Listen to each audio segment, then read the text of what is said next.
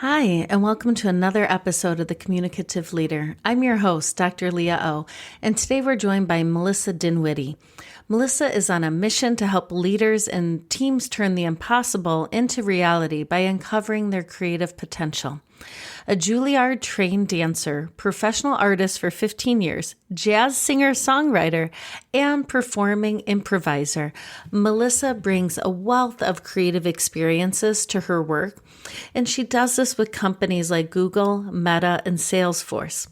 As the author of The Creative Sandbox Way, she's passionate about showing people how to embrace play, imperfection, and experimentation as tools for innovation. Known for her engaging interactive keynotes and workshops, Melissa empowers individuals and teams to unlock creativity, strengthen collaboration, and thrive in the face of uncertainty. Melissa leaves us with thoughtful and easy to integrate activities to foster creativity, innovation, and trust. Let's have some fun. Hello, and welcome to The Communicative Leader, hosted by me, Dr. Leah O'Million-Hodges. My friends call me Dr. O. I'm a professor of communication and a leadership communication expert. On The Communicative Leader, we're working to make your work life what you want it to be. Melissa, welcome to The Communicative Leader. I'm really excited for our conversation today. And as we start, I was hoping you could share a bit about your journey in exploring the intersection of communication and creativity, and maybe help us to understand how you became passionate about this link. Yeah, absolutely. Thank you so much for having me. And I'm happy to share my journey. It's kind of funny. My path into this work has been anything but linear. I actually started as a performer. I started as a Juilliard-trained dancer and then a calligrapher and artist for 15 years, and also a singer-songwriter. I performed, toured a bit as a singer-songwriter. So there's a real thread running through all this creativity and also through everything that I've done, actually communication, whether it's dancing on stage, designing a document for people's weddings, or leading a workshop. Every single one is about really telling a story and connecting with people.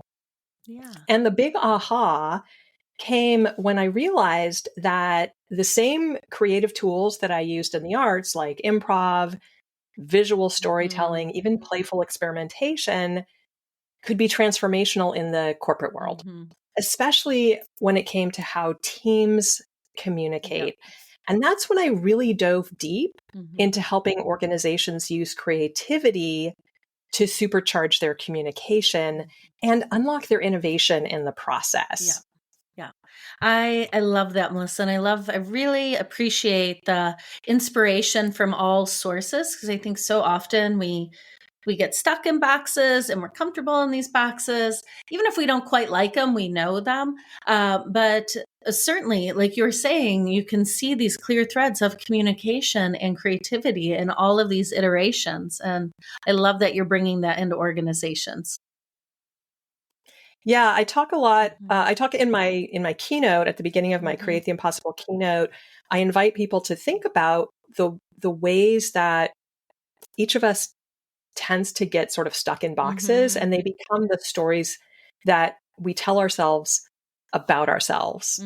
And these kinds of moments in our lives happen often starting in childhood. I tell a story right up at the front about when I was really young and I got stuck in a box. My own belief, I mean, having heard me talk about the various different ways that I have been a creative, people often find it hard to believe that I believed that I was a non-creative person for like 15 years. But we buy into these stories about ourselves. And, humans just by nature have this way of wanting to put people into boxes. It's how we organize our world. And, this is how we survive in the world, is wanting to create sort of safety and clarity. But none of us actually fits in boxes very neatly. Exactly. And I love too when I just made a note because with thinking about organizations, thinking about being in teams, excuse me, there are the stories we tell ourselves about us. There are also the stories we tell ourselves about others, about our colleagues, about our manager, which then just makes everything much more complicated and challenging to be innovative then when we have these layers and layers of stories that many times aren't reflecting what's true. Exactly. Yeah. And so much of, I think, our challenge just as humans is the ability to step outside of that. Mm-hmm. And I have what I refer to as my golden formula, Mm-hmm. which I state in the way of a mathematical formula, Yeah. which is self-awareness Mm-hmm. plus self-compassion Mm-hmm. equals the key to everything good. Yep. So first we have to have that self-awareness Mm-hmm. piece, really understanding yourself, what works for you, what doesn't work for you, how you feel, Yep. just all of that, what's going on inside Mm-hmm. you. That's the self-awareness piece. And then the self-compassion is Mm-hmm. as defined by Dr. Kristen Neff, who is the world's foremost expert on Yeah. self-compassion. And she has this amazing book called Mm-hmm. Self-Compassion. And she divides it into three components, which is first mindfulness, the ability to really step outside the distress and see what's going on, from the outside, mindfulness, and then an awareness of common humanity, that you're Mm-hmm. not the only person, the first Yep. person who's ever experienced whatever it is you're experiencing, Yep. and then the self-kindness piece. Mm. And when you combine those two parts, Yeah. the self-awareness, what's going on with you, and the Yep. self-compassion, really, that really is the key to everything good. Yeah. Yeah. And I like that. I like that so much because so often, we might have the first part, we might have some self awareness, but we often forget the self compassion part. Yeah, And we can show up and be compassionate for others. But a lot of times we don't do that for ourselves. So I love exactly. that that's part of your equation. So Melissa, let's think about the role of communication, effective communication in unlocking creativity. And I'm wondering, in your experience, and we'll get to some of the work that you've done at Meta, and maybe that, gets fused in here. But how does effective communication kind of serve as a springboard or this catalyst for unlocking creativity in teams? Yeah. So communication it's really like a container Mm-hmm. for creativity. If you don't feel safe to speak up, Mm-hmm. to, toss around a half-baked idea, or to admit that you don't know something, well, there goes your innovation potential. Yeah. So, a great example, Mm-hmm. I worked with a research team at Meta and they had Mm-hmm. these brilliant insights, Mm-hmm. but their internal communication was really stalling things out. Mm-hmm. So, we used improv based techniques to help them build Mm-hmm. psychological safety and shift from siloed expertise to collaborative storytelling. And that really helped them enable enable themselves to spread those insights Mm-hmm. around the organization Yeah. so that they're not, stuck. Yeah. Like if you Exactly. can't Yeah. spread the insights around, then it doesn't do any good how brilliant they are, right? Yes. Yeah. And I imagine too, especially when you're working with such technical experts in these silos, jargon, like the language doesn't Oh, always transfer. yeah, But I bet that improv based work that you've done, everyone's drawing from a shared language, then I would imagine, or more likely to. exactly. So, can you kind of talk to us Yes. about what that might look like? Yeah. Well, the jargon is a big Mm-hmm. thing. That's one of the things that I help teams to sort of become more aware Mm-hmm. about and mindful of. These, the research teams, this is a huge issue for because they tend to come from the world of academia. They Yep. speak this sort of Mm-hmm. research ease, Yep. and they're working in these cross-functional teams. Mm-hmm. So the other people in these cross-functional teams, they don't speak research Mm-hmm. ease. Yep. So I have some very specific activities to help them become more aware of how they might be speaking in a way, communicating in a way that's not helping them get their insights across, and to understand that it's not because their teammates or whoever their audience is, it's not that their audience is stupid or being difficult.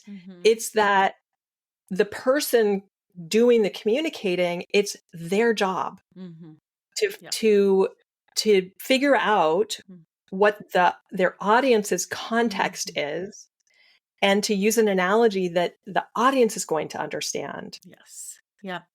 And I have an activity called the time traveler that I call it the time traveler activity, where I pair people up, and one person is from the present time and their partner is a time traveler from 500 years ago.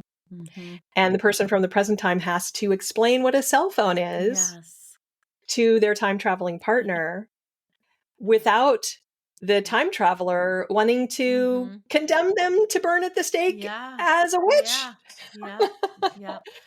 It's an impossible exercise, but what it does is it really forces them to think from their partner's perspective and to use an analogy that their partner is going to understand. And when you take it to an extreme like that, it really and do it in a game sort of a setting, it makes it fun. It's super challenging, but it's fun. It gets people laughing, and it really makes them think, and it makes them work at it. And then when they go out into the world, they don't forget it. They have that experience in their memory. So that's an example of something that I might do. Yeah. That seems like a phenomenal activity. So I was thinking, like you said, you're finding shared language. You're thinking about your audience.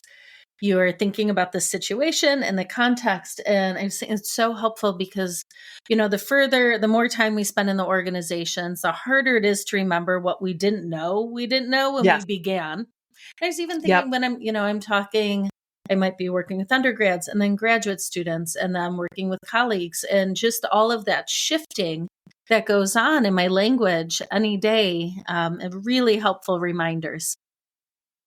Yes, exactly. I run I'm at the helm of a nonprofit organization that actually just recently filed our articles of incorporation as a public benefit nonprofit, which was back in Oh, thank you. Yeah, back in the middle of December, we were 12 people in a living room, and now we're 419 members. And so we've grown, incredibly fast.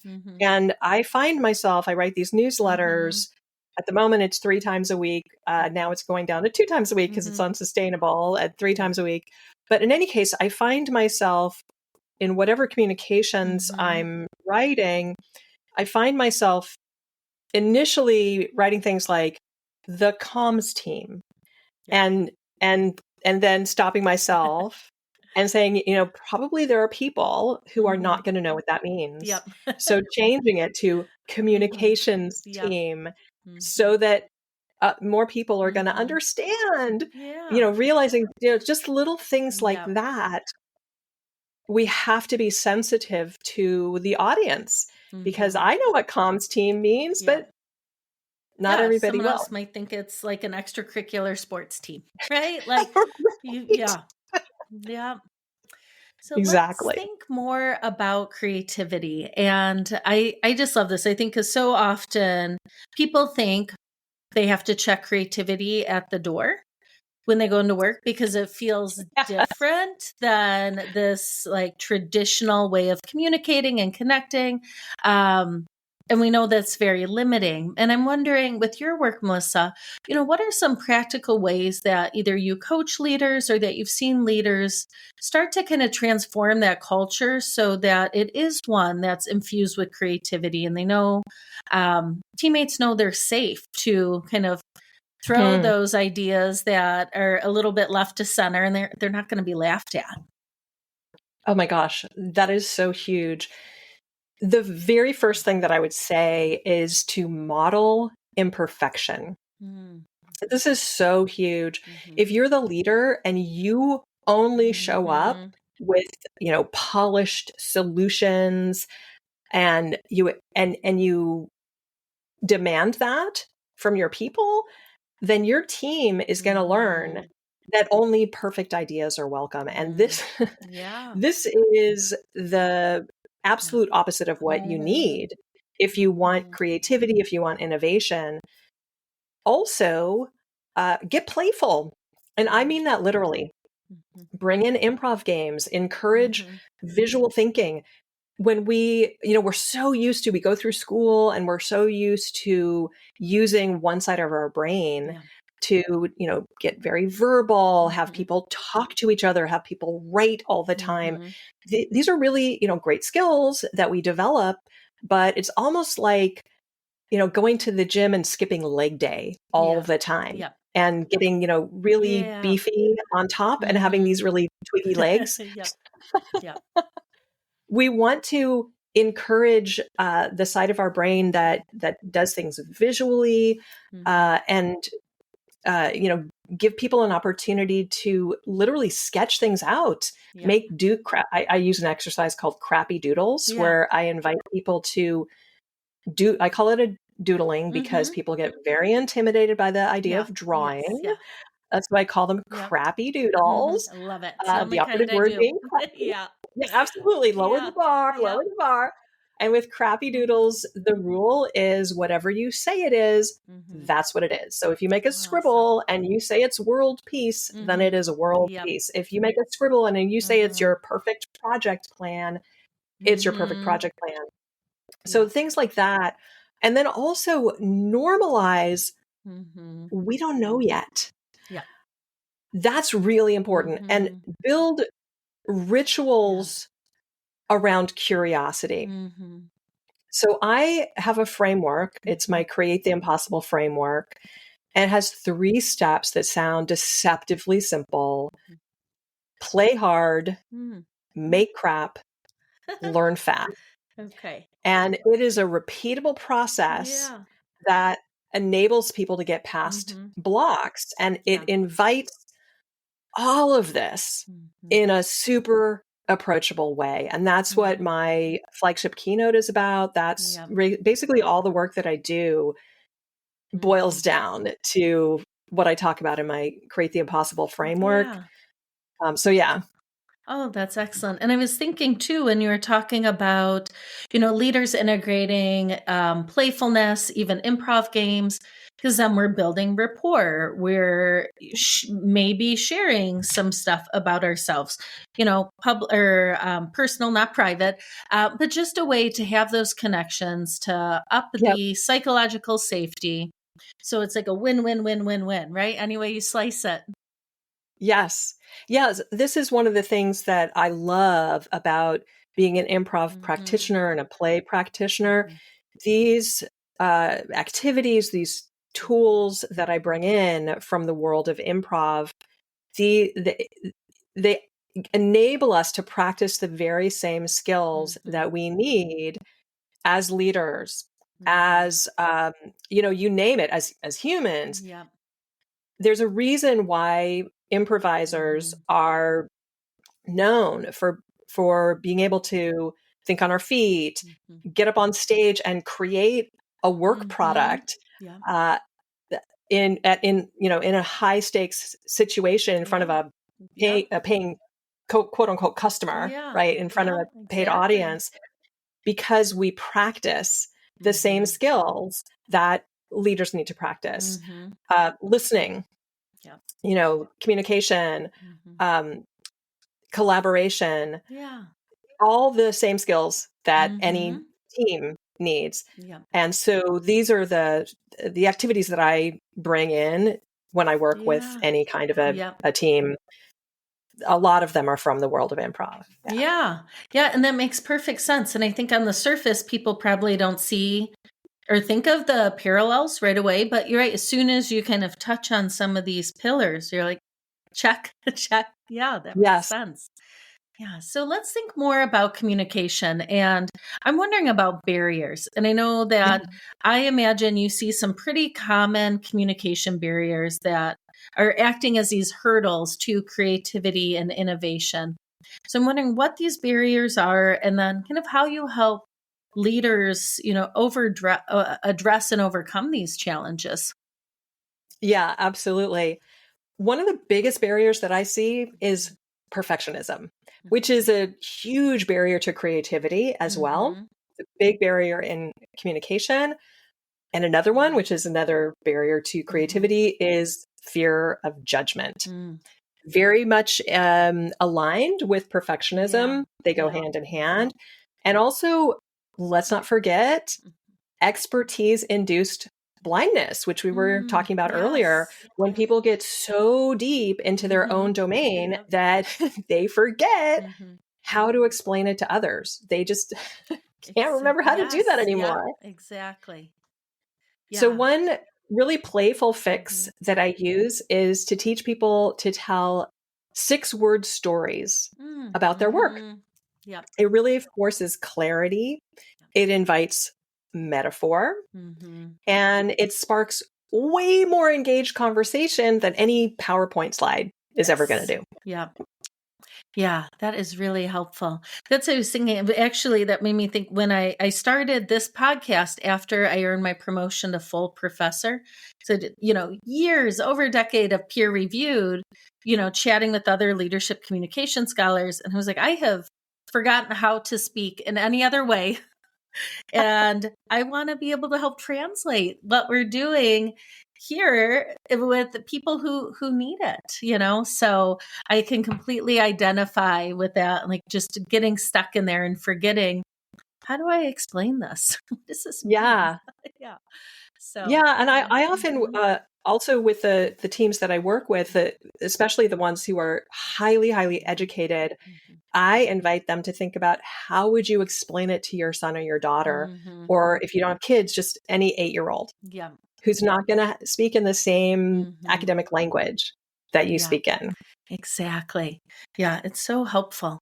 So let's think about collaboration. And in this one, I don't know. I imagine you have some people who maybe identify as creative, but then it's harder in a group. They don't know how to meld their creativity with others. I'm just wondering, what are your thoughts on collaboration and creative output in the workplace? And then the follow up would be, how do we bring in communication to kind of help make those connections more seamless or encourage those who might be a little more reticent? Yeah, I am a huge believer in collaboration Mhm. for any kind of creativity. I know that there were some books that came out in the past few Mhm. years about creativity and collaboration, and we've got Mhm. this sort of cultural idea Mhm. of the the artist, the creative off Mhm. on their own Yes. in the Yes. Yep. studio, the garret Mhm. loft, right? Yeah. The reality Mhm. is that the most prolific Mhm. creatives that these books have talk about, and Mhm. I wish I could remember the authors of Mhm. these studies, um, but they work in collaboration, Yes. and that has Mhm. been my experience as well. Mhm. And I definitely fell prey to Mhm. this idea of, oh, and it also goes hand in hand with this idea of American individualism Yes. and the Yeah. I, cowboy me, off on their my. own. Yep. Yep. I gotta do it all by Mhm. myself and be the impresario, da da da, whatever. Yeah. I so fell prey to that. But my experience is that, in running this nonprofit Mhm. organization and in anything that I have done in my life, when I have Mhm. gotten together with other people and bounced ideas back and Mhm. forth and worked together, that is when the richest ideas, the Mhm. most just brilliant creativity and Mhm. innovation has come about. Yeah. So I think of collaboration a lot like Mhm. jazz. Mhm. Mhm. You've got structure, Mhm. but the magic happens in the improvisation. in Yeah. the listening and the responding, the building off each other's Yeah. riffs. And that only works Mm-hmm. with open, honest, respectful communication. Mm-hmm.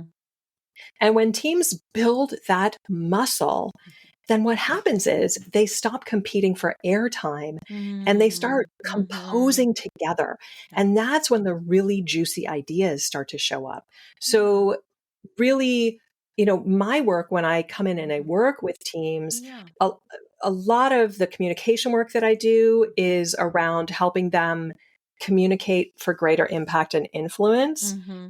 I'm not I'm not the person to call when you've got like a communication issue Mm-hmm. problem between like two people are Yeah. having a Conflict. conflict. Yep. Yep. That's not Mm-hmm. my sweet spot. Mm-hmm.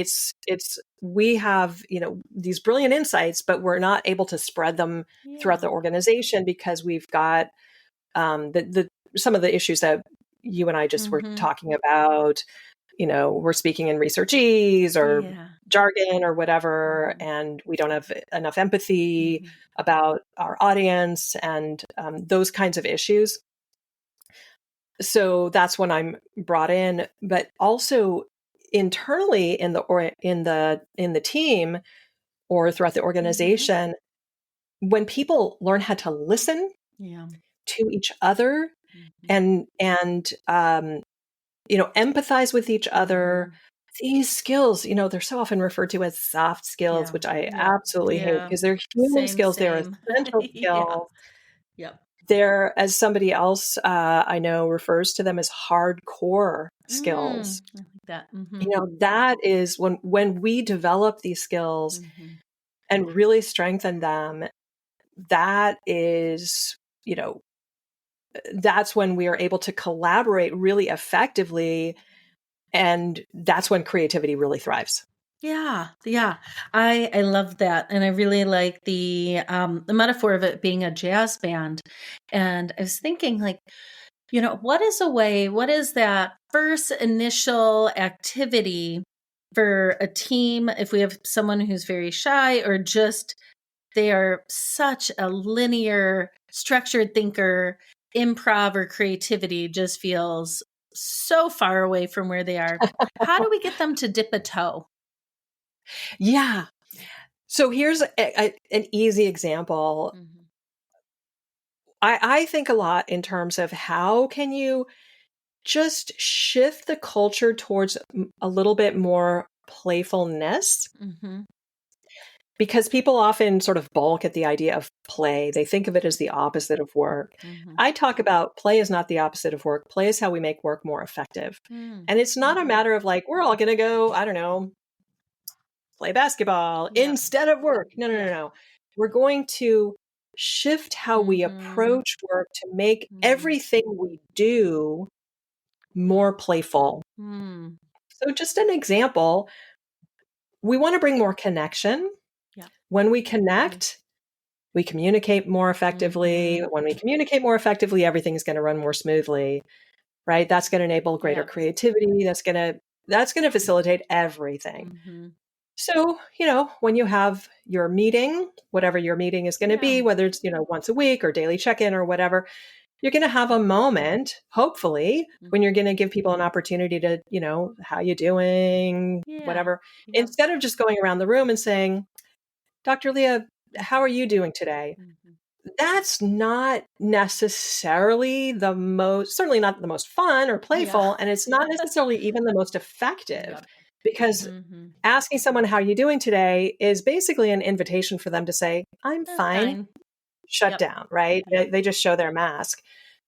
But this Mm-hmm. is a great opportunity for you to do something a little more fun Mm-hmm. and playful. Mm-hmm. For example, you might say, if how you are feeling today were a weather report, Mm-hmm. what would your weather Mm-hmm. report be? For Yeah. example, Yeah. I'm cloudy with a chance of showers, Yeah. or I'm sunny Yeah. with a few clouds, Yep. or, whatever your weather Yeah. report Yep. is.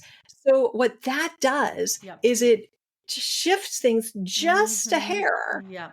and it invites a little bit of curiosity, Mm-hmm. a little bit of playfulness. So if Yep. you say, I'm cloudy with a chance of showers, then I think, oh, gee, I wonder what that means. I want to Mm-hmm. talk to Dr. Leah after this Yeah.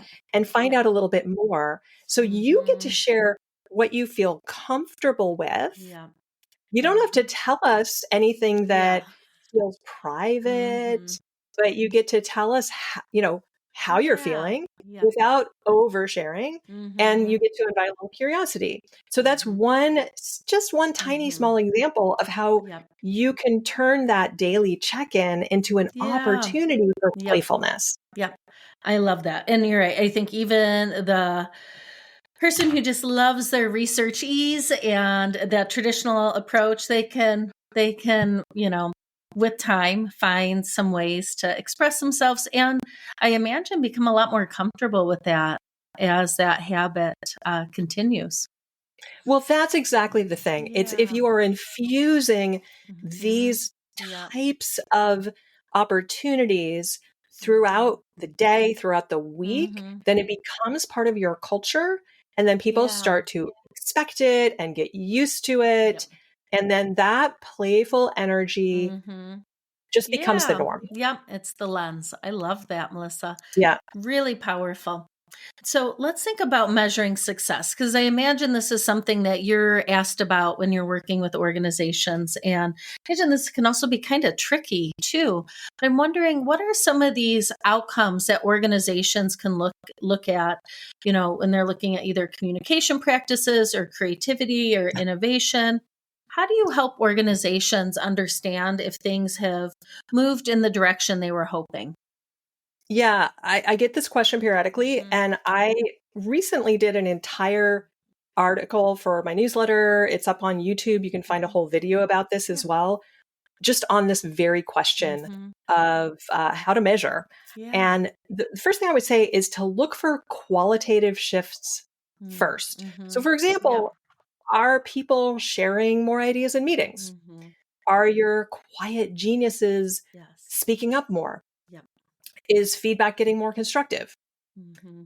And then track the ripple effects. Mm-hmm. Are ideas getting greenlit faster? Are Mm-hmm. prototypes emerging earlier? Yep.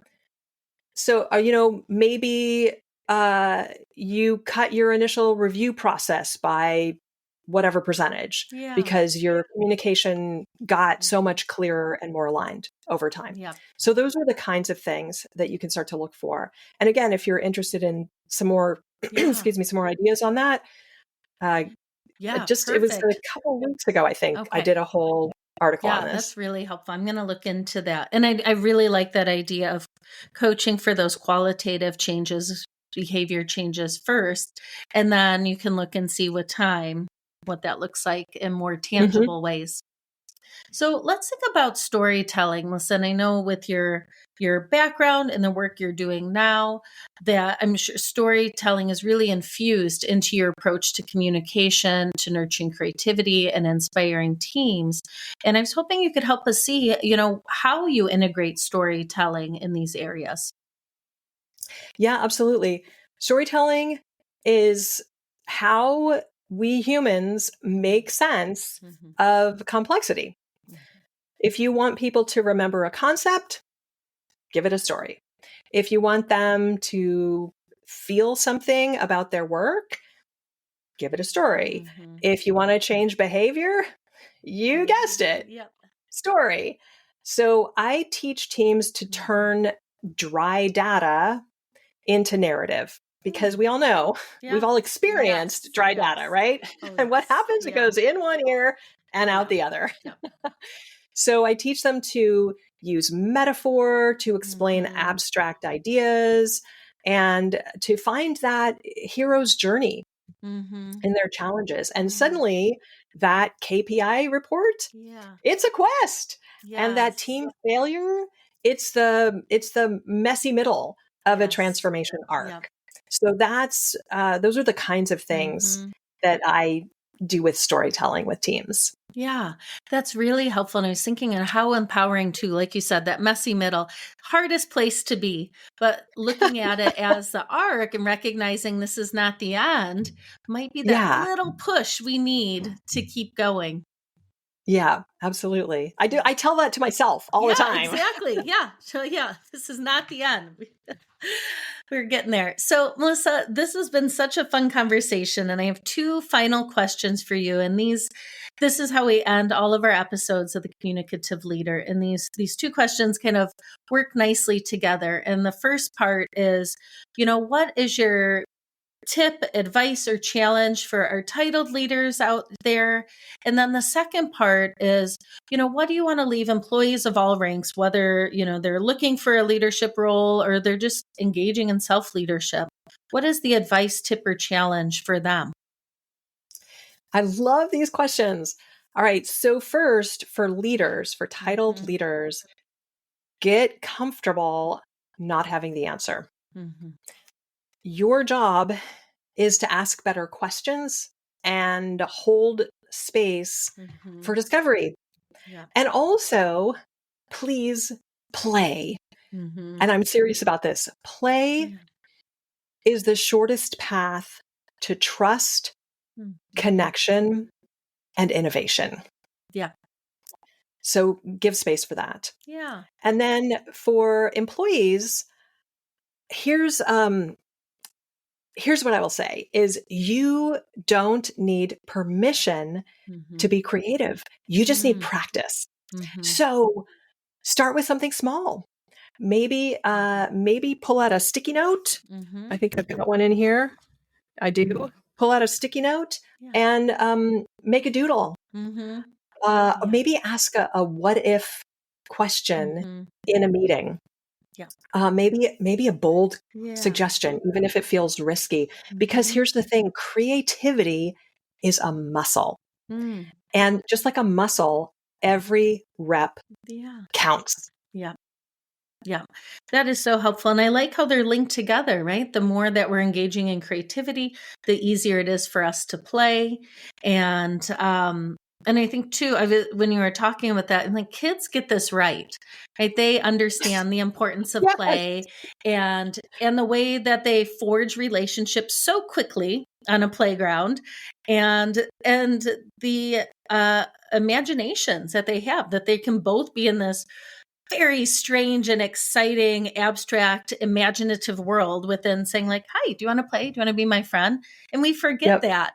And I love that your suggestions help us think about how to reclaim that in our work lives and our professional lives, and that can infuse, seep over into our personal lives, and I imagine make that a lot more adaptable and flexible and fun as well. Absolutely. Yes. Yeah. Well, Melissa, thank you for joining us today on The Communicative Leader. This has been really so much fun. I've learned a lot. These are not areas that I think about a lot, and I know I'm going to start thinking about them much more often and integrating them, I think, even in my classes. So thank you. Oh, thank you so much for having me, Dr. Leah. This has been a lot of fun. All right, my friends, that wraps up our conversation today. Until next time, communicate with intention and lead with purpose. I'm looking forward to chatting with you again soon on The Communicative Leader.